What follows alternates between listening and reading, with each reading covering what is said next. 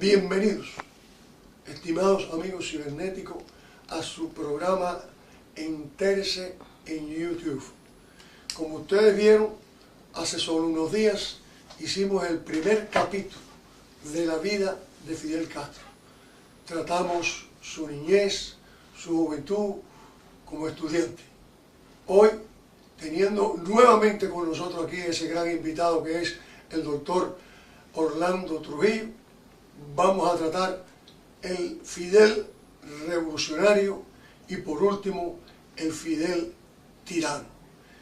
Y con ustedes el doctor Orlando Trujillo. Bienvenido nuevamente. Muchas gracias por invitarme nuevamente. Bueno, nos habíamos quedado en el Fidel que ya está casado, que ya se entrevistó con David Rockefeller aquí en Estados Unidos y demás. Entonces, el Fidel, que el desembarco del Granma, ya hablamos de eso, el levantamiento de Santiago de Cuba. Y ahora vamos a hablar de, en el año 58, se llevó a cabo una reunión del 26 de julio, el movimiento de Fidel y 10 organizaciones revolucionarias más que luchaban contra Batista, se reúnen en Caracas, en lo que se llamó la reunión de Caracas, y ahí se acordó, entre otras cosas, que la transición de la dictadura de Batista o el gobierno que viniera detrás iba a ser un gobierno provisional que iba a durar aproximadamente 18 meses para dar tiempo a que los partidos políticos se organizaran y se organizara a su vez, valga la redundancia, las elecciones del país. ¿Con quién se habló eso? ¿Con quién entró? Ese acuerdo, bueno, por ejemplo, por parte del directorio revolucionario, habían 10 organizaciones más el 26 de julio. ¿Pero y por parte del gobierno Batista? No, Batista nadie. Batista no, tenemos organizaciones que estaban luchando contra Batista. No, todas ellas estaban peleando contra Batista. Aunque nada más que se habla de Fidel Castro el 26 de julio, habían 10 organizaciones más que estaban combatiendo. Entonces, ese acuerdo estaba vigente. Cuando llegan los últimos meses ya de Batista, el mes de diciembre, ya sabemos, dijimos anteriormente que el embajador Smith le había llevado el mensaje de que tenía que dejar el gobierno, pues el general Eulogio Cantillo, general del Ejército Constitucional de Cuba, se va a reunir con Fidel Castro, se unen ahí en la Sierra Maestra y llegan a un acuerdo. Y se llega al acuerdo de que se iba a crear el gobierno provisional.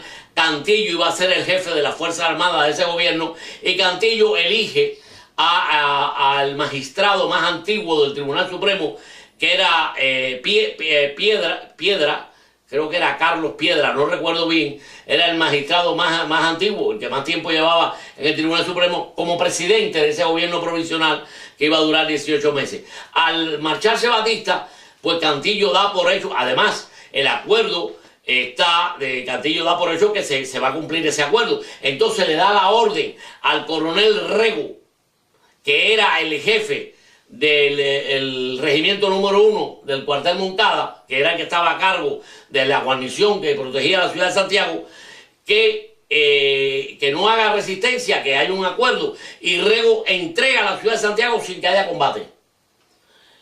Pero ¿qué sucede?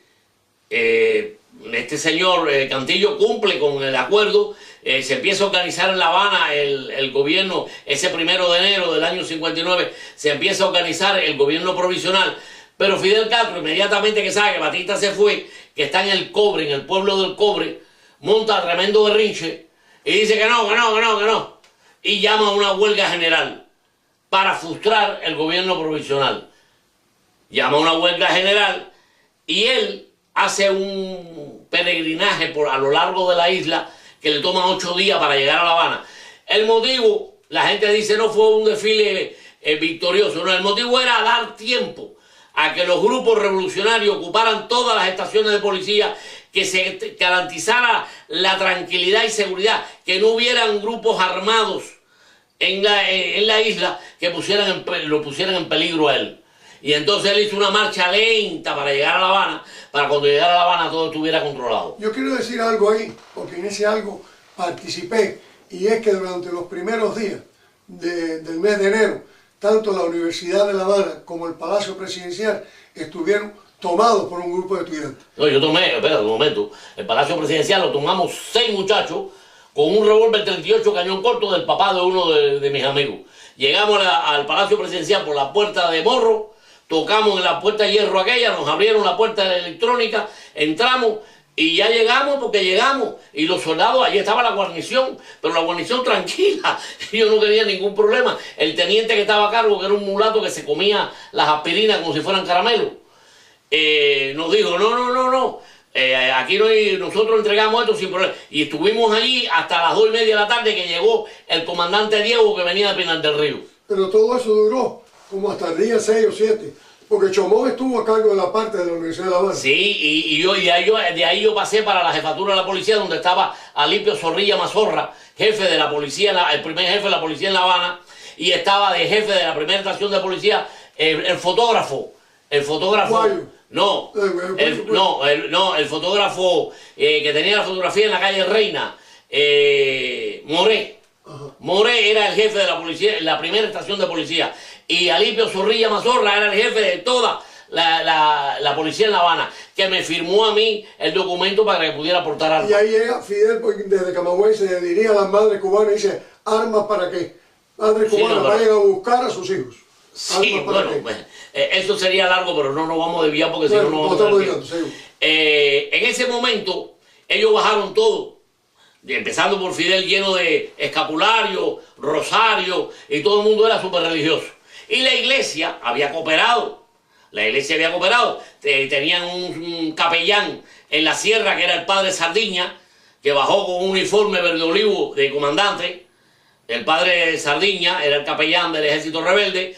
Después Eduardo Bosa Masvidal había ocultado en la iglesia de la Caridad de La Habana, había ocultado a Armando Jar cuando la policía lo estaba buscando. Que Armando Jar era uno de los revolucionarios, después fue ministro de Educación. Y la universidad, el grupo y los estudiantes, mucho de la gente de Acción Católica había luchado contra Batista.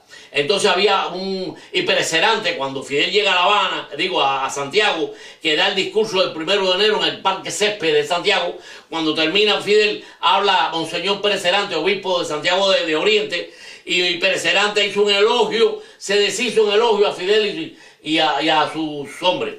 O sea que había una comunión en ese momento, todo era alegría. Es más, cuando en el mundo empezaron a protestar, los periódicos empezaron a cuestionar los fusilamientos en masa, porque en Cuba se fusilaba, en La Cabaña fue el lugar principal, pero se fusiló en casi todos los lugares, hasta en los pueblos de campo. ¿Y en la sierra, maestra? No, ya en la sierra se había hecho algunos fusilamientos. Entonces, los periódicos alrededor del mundo empezaron a hablar de los fusilamientos, de la pena de muerte esa hecha expreso. Y entonces salieron Pérez Cerante y salió el obispo de Matanza, cuyo nombre no recuerdo en este momento, diciendo que aunque la iglesia decía no matarás, los gobiernos tenían derecho a aplicar la pena de muerte cuando era necesario. O sea, defendiendo los fusilamientos. ¿Ok? Había y después cuando se hizo la reforma agraria, Pérez Cerante hizo todo un escrito alabando la reforma agraria. Había una comunión, aquello era, el propio Fidel Castro dijo que la iglesia católica estaba demostrando una actitud revolucionaria. Se parece un poco a lo que actualmente mantiene el Papa Francisco. Sí, entonces esta gente siempre está a ver con quién está en el poder. Pero, ¿dónde empieza el conflicto entre la iglesia y Fidel Castro? Porque Fidel Castro empieza a confiscar cosas, ¿no? Pero el problema con la iglesia empieza poquito después, en el mes de febrero del año 59. Porque se hace una ley, la universidad tuvo 3 años cerrada, producto de la revolución y de que la FEU estaba alzada prácticamente, el directorio. Entonces, pero las otras universidades como Santo Tomás de Villanueva siguieron funcionando. Entonces se pasó una ley de que se anulaban todos los títulos que habían sido expedidos por estas universidades, por estas universidades durante esos 3 años. La Universidad José Martí también. Y ahí vino el choque con la iglesia. Porque la Universidad de Villanueva había seguido funcionando, que el rector era el reverendo Kelly, un americano, porque la Universidad de Villanueva era agustina, era de los padres agustinos. Entonces, ahí vino el primer encontronazo y para tratar de zanjar un poco el problema, nombraron a Bosa Masvidal, que tenía fama de llevarse bien con la revolución, como rector de Villanueva. Mandaron a Kelly para acá y se quedó Osama Vidal allí. Entonces Fidel Castro empieza a hacer sus andanzas. En aquel entonces Fidel garantizaba de que él no era comunista. Es más, se ofendía cuando le llamaban comunista. Él decía que su revolución era verde como las palmas y que la revolución era humanista. Hizo un viaje aquí a Estados Unidos. Dio el show aquel de hospedarse en el barrio Los Negros en Harlem, en el Hotel Teresa, para aquel show que dio él. Y entonces después se fue a Washington, pero en Washington no lo recibió Eisenhower. Nixon fue que lo atendió y eso a él le molestó mucho. Imagínate que no lo atendiera el presidente. Y la verdad que la visita de él en Washington pasó inadvertida. Entonces de ahí se fue a América Latina, hizo un recorrido por toda la América Latina, Buenos Aires, etcétera, hasta Venezuela, Caracas, donde uno de los miembros de la guardia, de la guardia personal de él, lo cogió una propela del avión y lo mató. Y mientras tanto había dejado en Cuba a Urrutia. No, se había establecido un gobierno, estaba la Fuerza Armada, o sea, la aviación la tenía Díaz Lán, Pedro Luis Díaz Lán, Manuel Urrutia llegó, que fue un magistrado que lo había defendido a él en el juicio, lo nombró presidente, en fin, y nombró muchísimos católicos y protestantes en puestos de ese gobierno primero, que duró lo que un merengue en la puerta de una escuela. Entonces, cuando regresa a Cuba, ya Pedro Luis Díaz Lán se había ido de Cuba y después regresó en un avión y tiró una proclama diciendo que él había escuchado la conversación, que había que dar un poco de tiempo, pero que el sistema que se iba a implantar era comunista.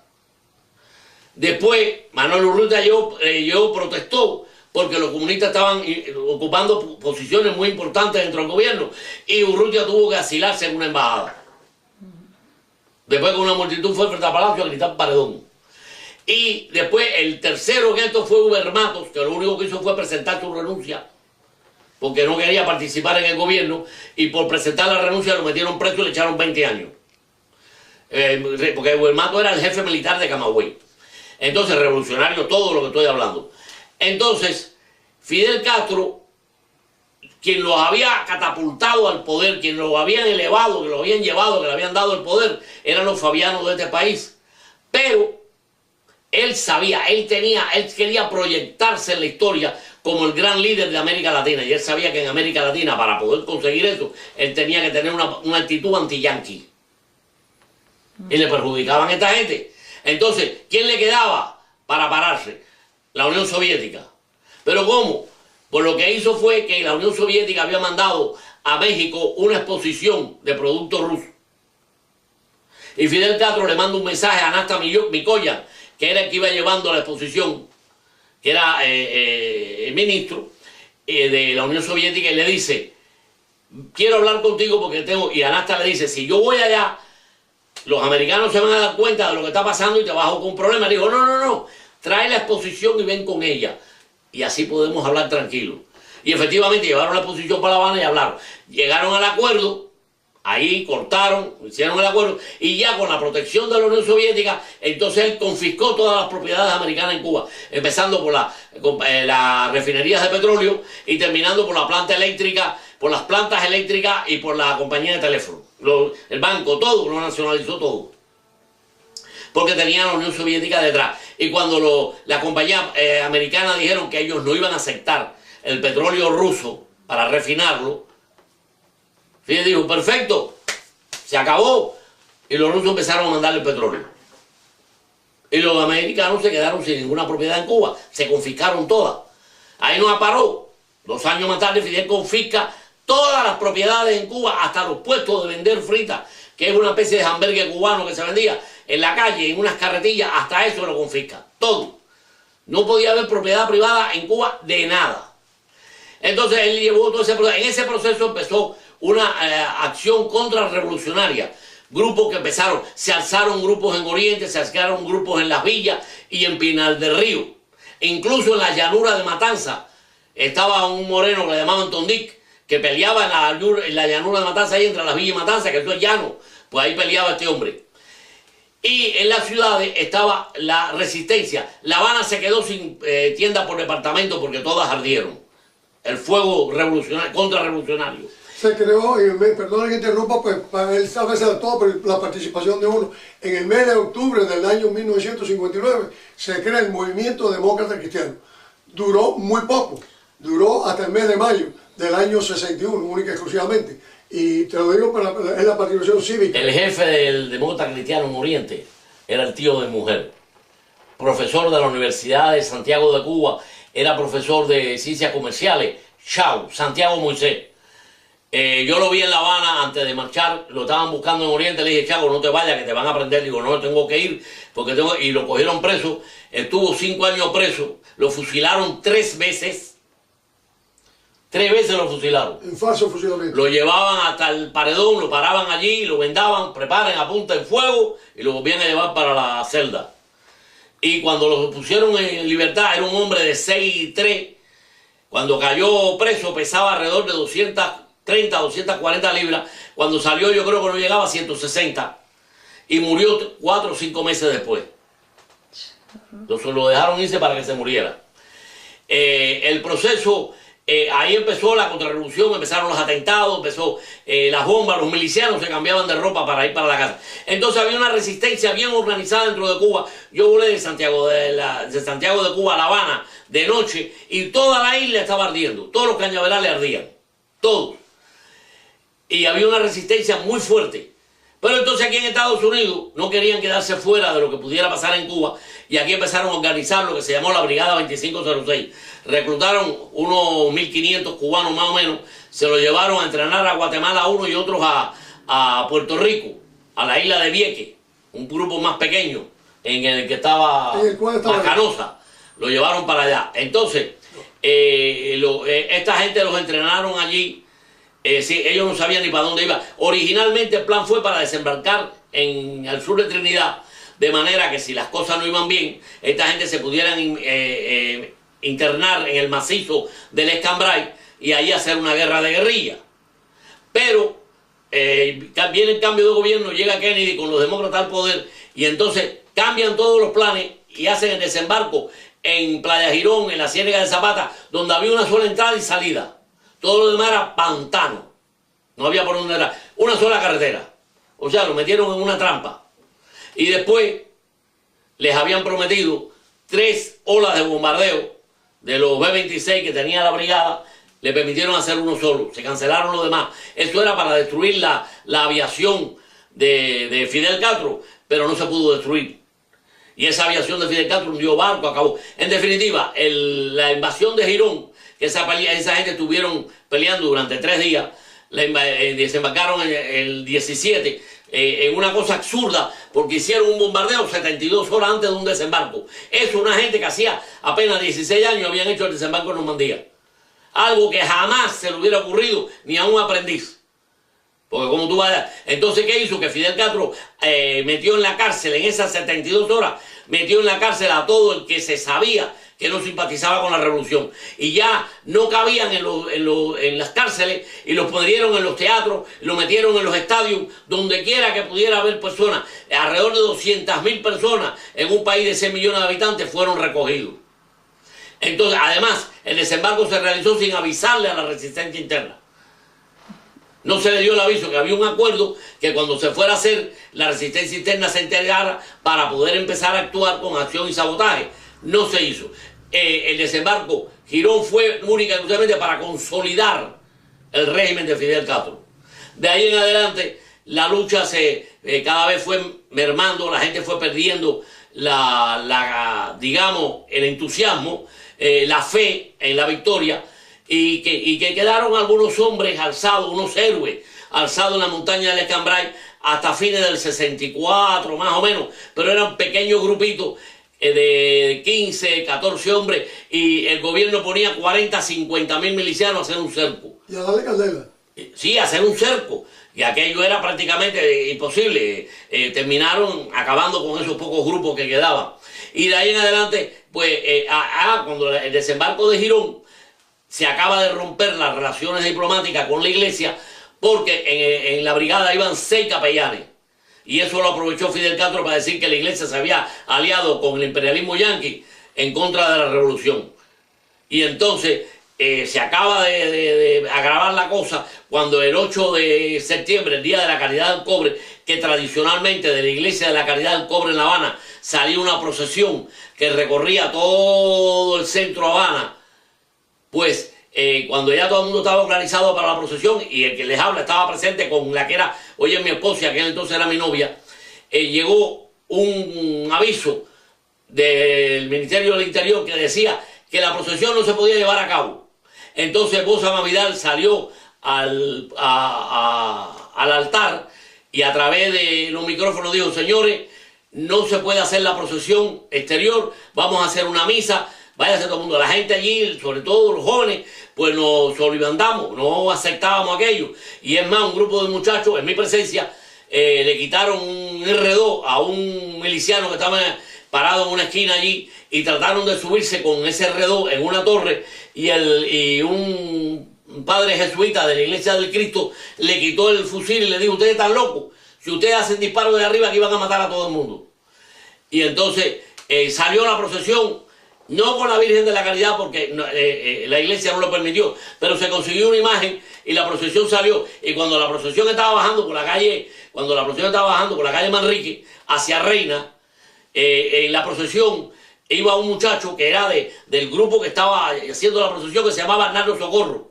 Y Arnaldo Socorro se sube en una reja de hierro con un cartel que decía: con Dios todo, sin Dios nada, y ahí le dan un tiro y lo matan. Entonces recogen el cadáver y hacen ver que Arnaldo Socorro era un héroe de la revolución que había ido allí para oponerse a la paz, cuando Arnaldo Socorro era uno de los muchachos que estaba en la procesión. Se acaba aquello y apenas terminado aquello, una cuestión de unas horas, digamos, después, empiezan a recoger curas y monjas por toda la isla. Había muy pocos curas y muy pocas monjas allá en Cuba, porque habían ido cerrándole las escuelas, le confiscaron todas las escuelas, hasta los hospicios, todo lo habían ido cerrando. Y ya quedaban muy pocos. Bueno, pues 132 sacerdotes, 136 sacerdotes y 43 monjas la montaron en un barco español que se llamaba el Covadonga, en el puerto de La Habana, y los expulsaron de Cuba. Entre ellos iba el que ya era obispo, en ese momento obispo auxiliar de La Habana, rector de la Universidad de Villanueva y antiguo amigo de la revolución, que se llama Eduardo Bosa Masvidal. Lo montaron en el barco también y lo expulsaron de Cuba. Allí ya prácticamente las relaciones de la iglesia con el gobierno se rompieron definitivamente. Ya hacía rato que jóvenes de la Acción Católica estaban alzados peleando contra el gobierno, y ya hacía rato que estaban siendo fusilados al grito de "Viva Cuba Libre y Viva Cristo Rey". Hacía rato que los estaban fusilando a los grupos estos. Entonces, posteriormente a esto, ya a este del 8 de septiembre, ya queda roto completamente. Ya el gobierno, cuando se hacían las misas y se hacían los actos, el gobierno llevaba amplificadores y llevaba multitud de muchachos a hacer juego allí. El escándalo era insoportable para que no pudieran la gente asistir a la misa, por ejemplo. Y también amedrentaban y atacaban a los feligreses. En Santiago, en la Catedral de Santiago de Cuba, un primo hermano de mi mujer, Marcos Moisés, fue a defender a unas muchachas que salían de la catedral y que las estaban insultando, y él salió en defensa de ellas y le dieron tal golpiza que esa noche murió, de la golpiza que le dieron. Así era como ellos estaban. Entonces la gente empezó a coger miedo y no iban a la iglesia. Y algunos ahí ya se acabaron las bodas por la iglesia, se acabaron los bautizos, se acabó todo. La iglesia se distanció. Y así se mantuvo un tiempo hasta se prohibió, como es lógico, la Semana Santa, olvídalo.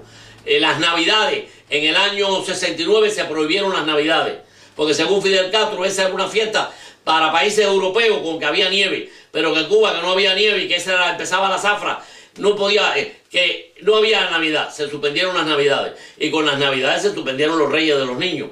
Y así pasaron toda la década del 70, pasaron en ese proceso, y ya en los años 80 empiezan pues la iglesia empieza a tratar de acomodarse, a ver de qué manera puede acomodarse con la revolución, y en este momento se nombra, el Vaticano nombra como cardenal a un individuo que era una persona que todo el mundo se preguntaba, pero ¿cómo este hombre llegó a cardenal?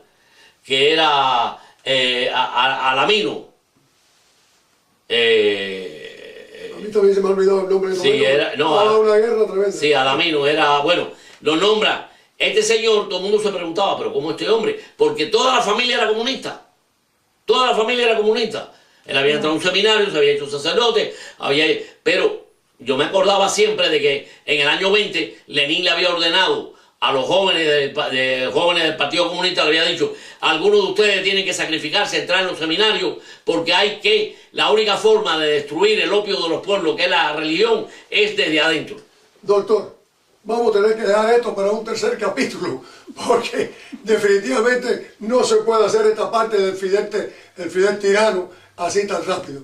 Hemos llegado nada más que al año 61, bueno, ya pasamos. No, estamos en los 70, ya 80. Les prometo que volveremos otra vez con el doctor Orlando Trujillo para terminar o seguir, porque ya veo que esto no es tan fácil terminar.